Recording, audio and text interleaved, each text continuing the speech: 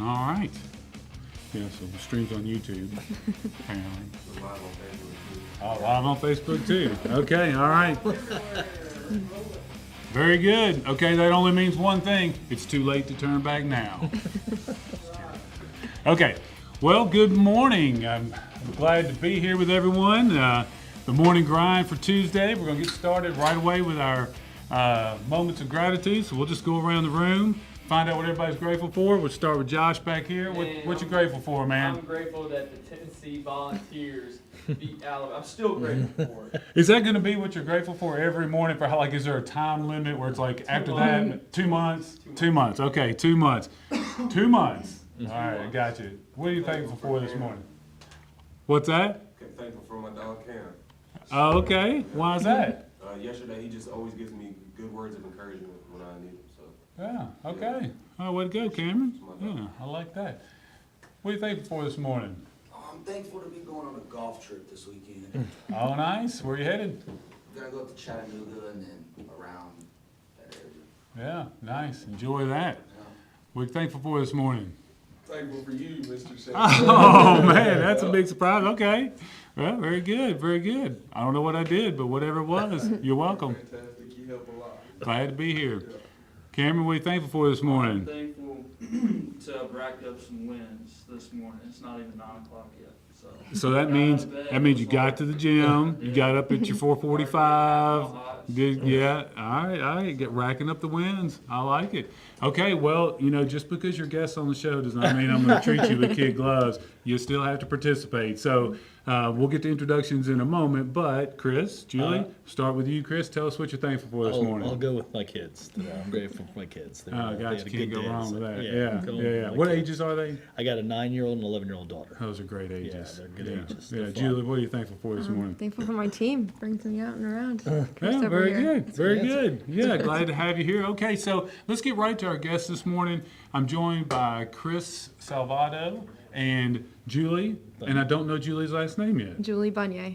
Julie Bunyan. See the way I did that so you get the There we opportunity to do that for yourself. I don't know Julie's email address or phone number either. Anyway, we'll get back to that in a minute. But Julie and Chris are with BD Capital.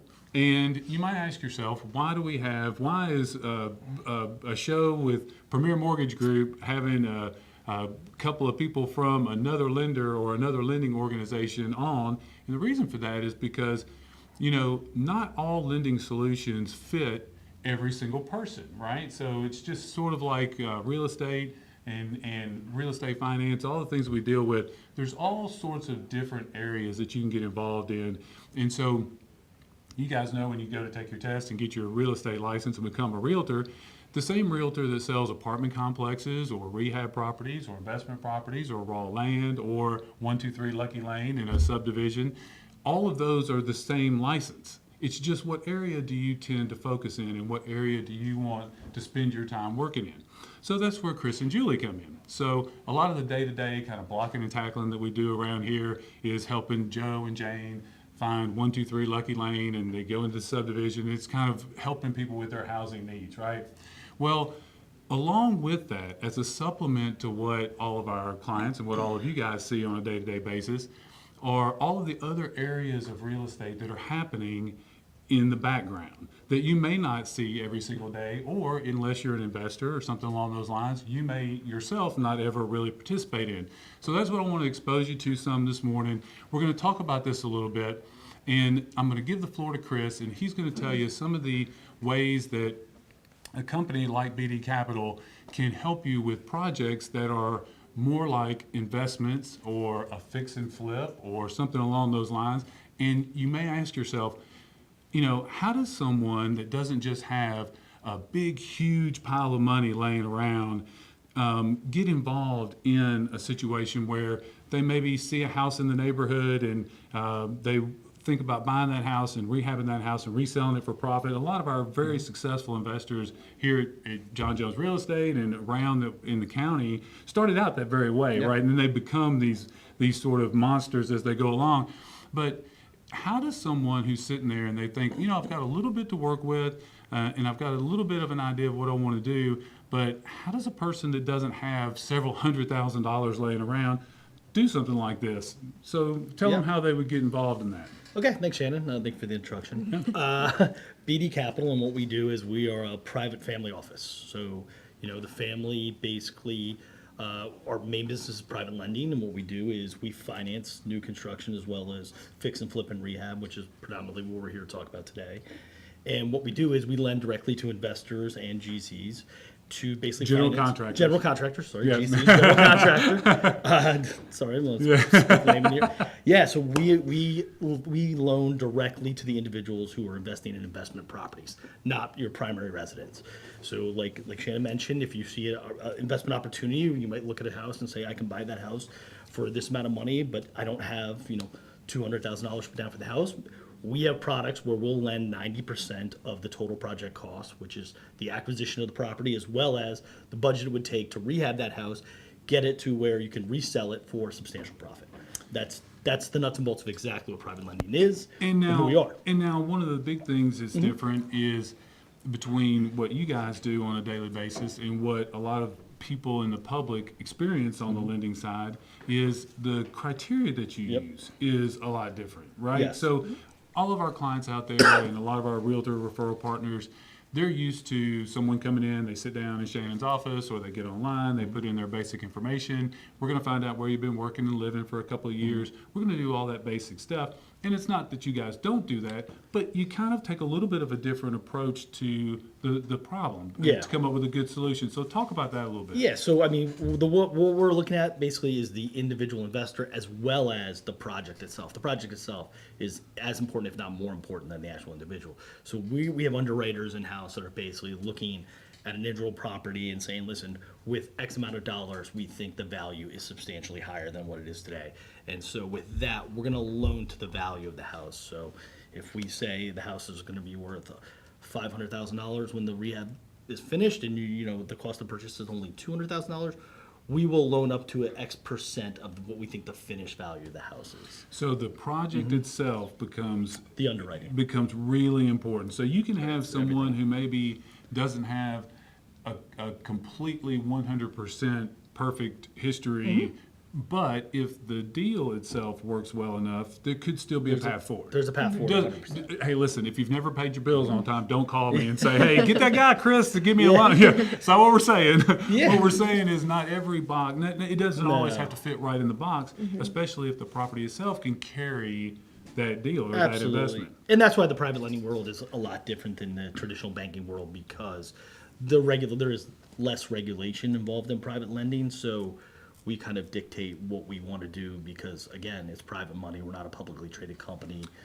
Yeah, so a lot of the market right now has been dominated by interest rate talk. Absolutely. Right? Have you heard anything about interest rates, Julie? Just a little bit. Just a little bit. It might It have comes gone to up. play. Yeah. Yeah, I heard they're up a little. They came into my office this morning, guys, and they said, there's been some market volatility. And I was like, what?